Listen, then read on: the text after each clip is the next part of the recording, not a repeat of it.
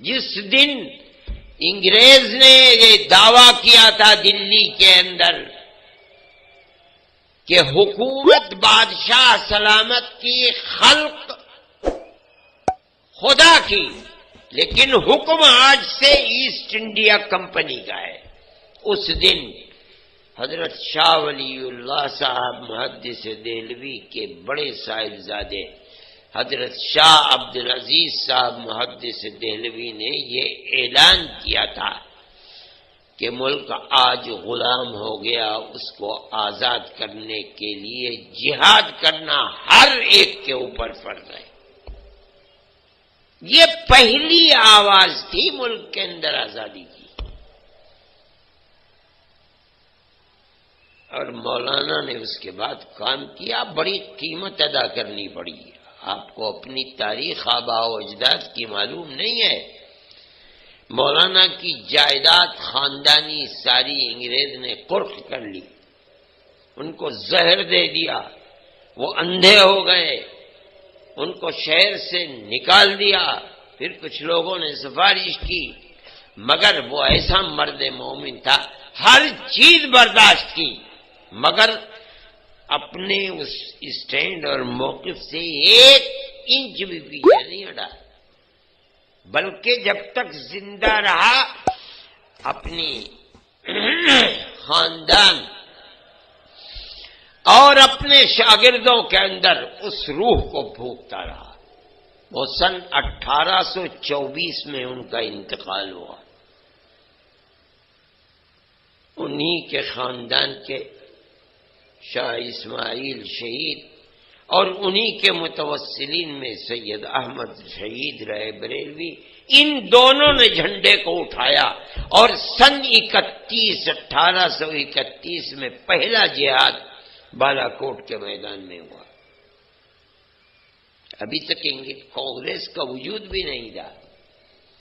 پھر جب وہاں شکست ہو گئی تو دوسرا جہاد 1857 میں آ کر کے، جس میں حضرت نانوتوی، حضرت گنگوئی، پیرزامن شہید، حاجی امداد اللہ، یہ لوگ تھے، اسی خانوادے کے لوگ تھے، انہی کے خوشہ چین تھے، انہی کے شاگردوں کے شاگرد تھے۔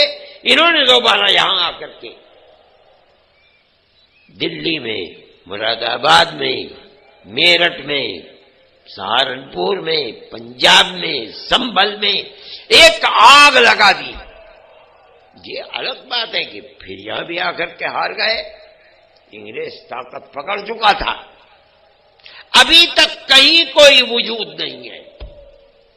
اب ضرورت تھی 1857 کے اندر، مورخ کہتا ہے، تاریخ ہے، روح روشن مستقبل، روشن مستقبل، ان کتابوں کو اب کوئی لوگ جانتے بھی نہیں ہیں، کتب خانوں کے اندر ہیں، انہیں پڑھو۔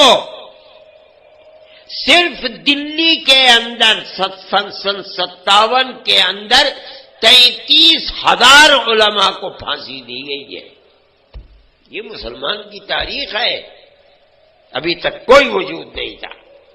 اب ضرورت تھی کہ فیکٹری بنائی جائے جہاں مجاہدوں کو پیدا کیا جائے۔ مجاہد تو ختم ہو گئے،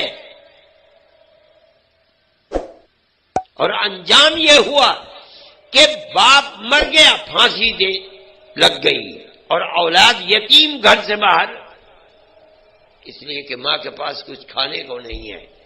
اب وہ اولاد جس کا باپ انگریز کی دشمنی میں سولی پر لٹک گیا، اسی کی اولاد کو انگریز ہاتھ پکڑتا ہے اور کہتا ہے کہ ہمیں دو، ہم اس بچے کو پڑھائیں گے مفت، لکھائیں گے مفت، اور اس کو عالم بنا کر کے ہم ملازمت دیں گے، اسکول میں پڑھائیں گے۔ اور ماں اپنی چھاتی پر پتھر رکھ کے اپنی اولاد کو، کم از کم یہ تو بچ جائے گا، ہم مر جائیں گے بھوکے۔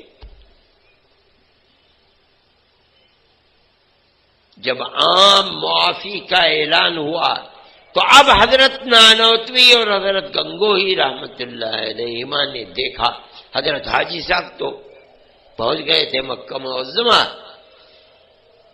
انہوں نے بالکل اسی طریقے پر، اولاد ہمیں دو، ہم لکھائیں گے مفت، پڑھائیں گے مفت، رکھیں گے مفت، کتابیں مفت دیں گے اور مجاہد باپ کی اولاد کو مجاہد بنائیں گے، مرنے والا اپنے ملک کے لیے وفادار بنائیں گے۔